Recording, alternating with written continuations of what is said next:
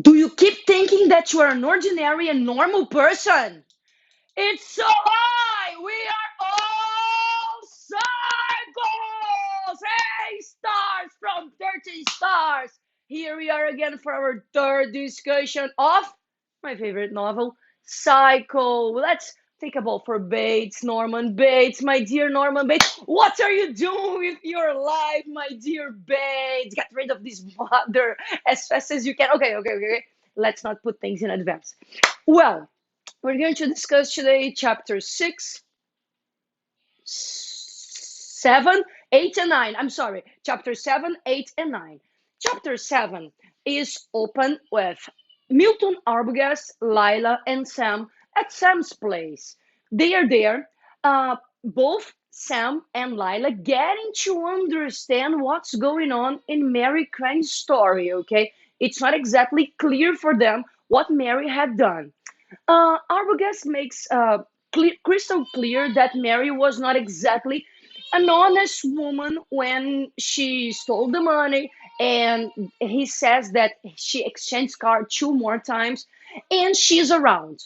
He's gonna seek for her, but he doesn't know where she is, but he's sure that she is around. He makes clear as well that he's not following Lila because Lila accused him of being following her. He's not. In fact, he's miles away ahead Lila. In fact, he got to know something when he visited Lila, both Lila and Mary's place, and he got an envelope with Mary Crane's handwriting, and he's passing hotel by hotel, motel by motel, checking out the guest book and Mary handwriting. Okay, Milton Arbogast asks them 24 hours to try to solve the mystery of where is Mary Crane, because both Lila and Sam, they are too anxious and they want to go to the police. By the way, that's the right thing to be done when you have a problem, okay? Yes, but they trust in Arbogast. We don't know why. He seems reliable for them, and they decided to give him 24 hours more to try to solve the mystery about where is Mary Crane. Well, exactly everything in this book goes forwards and backwards, okay? Keep going forward, okay? Milton Arbogast keeps going, trying to seek where Mary Crane is. At the same time that Lila and Sam starts what I can say that will be a romance. What a filthy mind I have, but I admit this, and I really think that there is love's in the air. Okay. Sam calls Lila the other day, asks him to come, and they start talking about how life is, how life would be. He starts wondering about nails. Well, guys, when a person starts wondering about nails, I don't know who the psycho in this story is, okay? He starts wondering that there are different kinds of nails and each one serves to a purpose. And I put in my mind, if there are kinds of nails, which kind would I be? Whoa, which kind would you be? That's too philosophical for me. Let's keep going. While they're there, putting foundation in their romance, according to my filthy mind, Arbogast is in the sick for Mary Crane.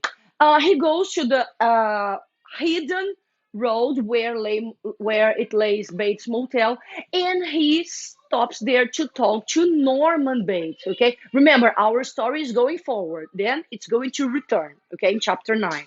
Well, when we are there with Arbogast and Norman, we realize that Arbogast is very clever and he traps Norman more than once. Norman, at least at first, starts trying to lie to Arbogast, what was a very bad option because Arbogast realized that he's lying like at first.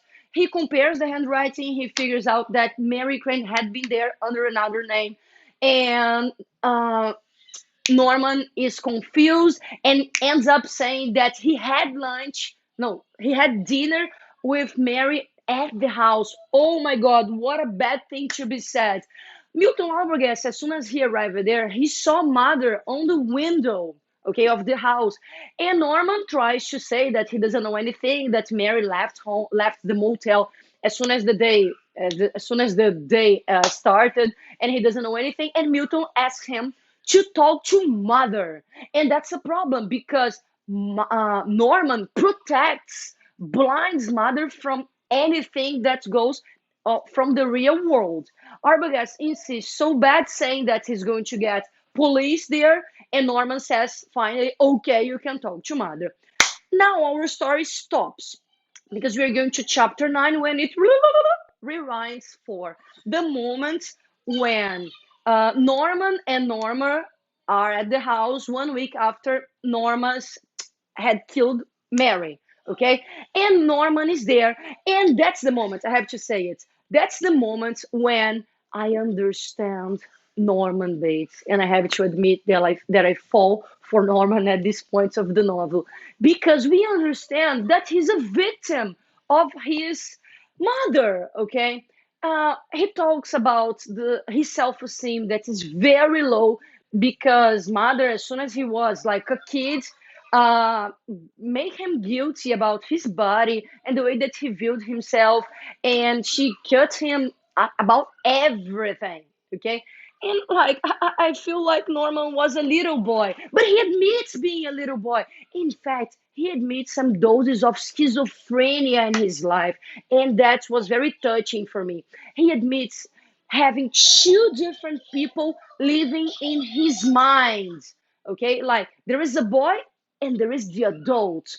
When he is with mother Norma, the boy takes place with silly vocabulary, basic vocabulary, and nursery rhymes. And when he is without mother, he has the adult in charge. He's the man that knows what he's talking about. He's the man in charge of the house, for example. He's the one who cleans, who cooks, who does every home task. And he admits being like split. So, and he brings to light, these I still don't know. We still don't know if it's a conscious process of unconscious process. Who's gonna be in light, the boy or the man? The boy or the man? This is very interesting under the light of psychology. But the fact is that Norman admits it. And when he's the adult, because in this moment, the adult takes light. And in this moment, he sees mother as a poor woman that bottles up her feelings, that doesn't know how to talk about the things that she does. Anyways, this is the moment that Norman is humanized. He's a man. We can understand that he's fragile. Okay, and being fragile is, I think, it's one of the most humble feelings that one can have for the other. Back to our story. Arbogast arrives there. He gets to know everything that he wants. He calls Sam and Lila at the hard store, and he says, now I'm going to solve this mystery because I'm going to talk to the lady that was there, and I'm sure Mary Crane had been here, and maybe she's still here. But at the same moment that he's making this call, Norman is up to the house telling mother everything that had happened. He says that there is a detective, a private detective there, and that he wants to talk to mother. And mother says, no problem, Norman boy. I'm going to save our lives. Oh my God, she goes to the toilet, gets dressed. Gets dressed for what? She makes up her face. Makes up for what? Yes, Arbogast knocks the door. Knock, knock. And she comes down the stairs holding something. Okay, that's we knows that she found Norman razors, and we know what happened to Arbogast. Forth and back before he could say anything. One last character in our novel, guys. Arbogast is done, exactly as Mary Crane. I hope you have liked the video. Next week we are going to be together again for our fourth discussion. Three more chapters. Keep with us. And by the way, next discussion we are going to talk a little bit more about Uncle Joe. I know that I haven't, but surprise upcoming. See you next time, guys.